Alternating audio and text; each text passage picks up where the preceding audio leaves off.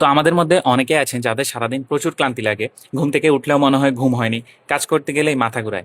তো এর মধ্যে বেশিরভাগ মানুষই ভাবেন শরীরে মনে হয় ভিটামিনের অভাব, ভিটামিন ক্যাপসুল খেলে মনে হয় এই সমস্যার সমাধান হয়ে যাবে। তো আজকে আমরা জানবো দুর্বলতার আসল কারণ কি এবং কোন খাবারে আপনার এই সমস্যার সমাধান হতে পারে।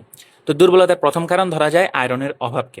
তো আমাদের শরীরের প্রতিটা কোষ শক্তি তৈরি করতে অক্সিজেনের প্রয়োজন হয়, আর এই অক্সিজেন বহন করে রক্তের মধ্যে থাকা হিমোগ্লোবিন, আর এই হিমোগ্লোবিন তৈরিতে প্রয়োজন হয় আয়রনের।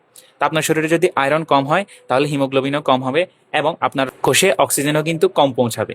ফলে আপনার কোষে অক্সিজেন কম পৌঁছানোর কারণে এটিপি কম তৈরি হবে, যার কারণে আপনার প্রচুর দুর্বলতা লাগবে। তো বাংলাদেশে বিশেষত মেয়েদের এবং বাড়ন্ত বাচ্চাদের মধ্যে এই সমস্যাটা বেশি দেখা যায়।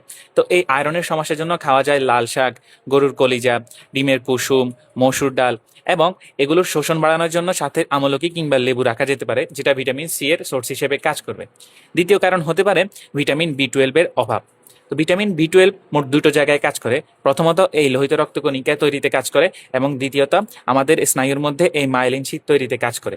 তো বি টুয়েলভ কম হলে এই লোহিত রক্তকণিকাটা অস্বাভাবিকভাবে বড় হয়ে যায়, কিন্তু এটার কাজ ঠিকঠাক মতো হয় না। ফলে এই একই পাথরের মাধ্যমে এটা আমাদের শরীরে দুর্বলতা তৈরি করে। আর আমাদের যখন স্নায়ুটা দুর্বল হয়ে যায় তখন আমাদের হাতে পায়ে ঝিনঝিন করতে পারে এবং আমাদের মস্তিষ্কে প্রচুর ক্লান্তি আসে।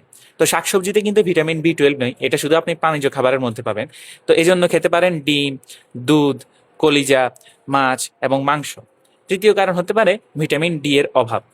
তো ভিটামিন ডি কিন্তু শুধু হাড়ের জন্য দরকার হয় না, এটা আমাদের কোষের মধ্যে থাকা এই মাইটোকন্ড্রিয়ার কার্যক্ষমতা নিয়ন্ত্রণ করে।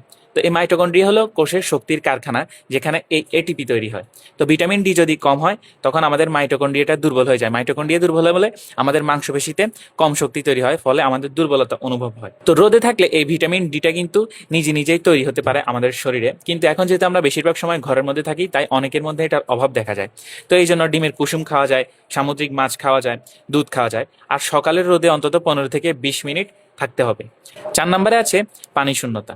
তো আমাদের শরীরে যদি মাত্র 2% পানি কমে যায় তখন আমাদের রক্তের ভলিউমটা কমে যায়, আর রক্তের ভলিউম কম হলে আমাদের মস্তিষ্কে কম অক্সিজেন পৌঁছায় এবং সেই কারণেও কিন্তু দুর্বলতা লাগতে পারে, মাথা ঘোরাতে পারে, ক্লান্তি আসতে পারে।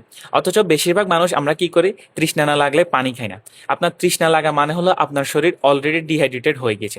তো চেষ্টা করবেন দিনে অন্তত 8 গ্লাস পানি পান করার। সকালে উঠে খালি পেটে 1 গ্লাস পানি পান করা দিয়ে আপনি এটা শুরু করতে পারেন। 5 নম্বরে রক্তের গ্লুকোজ দ্রুত ওঠানামা করা। তো আমরা যখন বেশি চিনিযুক্ত খাবার খাই কিংবা সকালের নাস্তা না খেয়ে থাকি এবং এরপর হঠাৎ করে খাবার খাই, তখন আমাদের শরীরে ইনসুলিন বেশি পরিমাণে নিঃসৃত হতে থাকে। তো সেটা দ্রুতই আমাদের এরকম চিনিটাকে নামিয়ে দেয়। এই হঠাৎ পড়ে যাওয়াটাকে বলা হয় রিয়েক্টিভ হাইপোগ্লাইসেমিয়া। তো এটা কিন্তু আপনার শরীরে তীব্র ক্লান্তি আনতে পারে। সকালের নাস্তা বাদ দেওয়া এটার একটা বড় প্রধান কারণ। তো এই জন্য চেষ্টা করবেন সকালের নাস্তায় ডিম, ডাল, ওটস এগুলো রাখার, যেগুলো ধীরে ধীরে রক্তের মধ্যে গ্লুকোজটা ছাড়তে পারে। চিনিযুক্ত চা কিংবা বিস্কুট দিয়ে আপনার সকালের নাস্তা শুরু করবেন না। তাহলে মনে রাখবেন, দুর্বলতা মানেই কিন্তু ভিটামিন ক্যাপসুল না। আপনার আসল দুর্বলতার কারণটা খুঁজে বের করতে হবে। চেষ্টা করবেন ঘুম ঠিক করার, সকালের নাস্তা ঠিকঠাক মতো খাওয়ার, পরিমিত পানি খাওয়ার এবং লাল শাক, ডিম, কলিজা এগুলো আপনার খাবারে রাখার চেষ্টা করার। তো সবাই এই ব্যাপারে সচেতন হবেন, সুস্থ থাকবেন।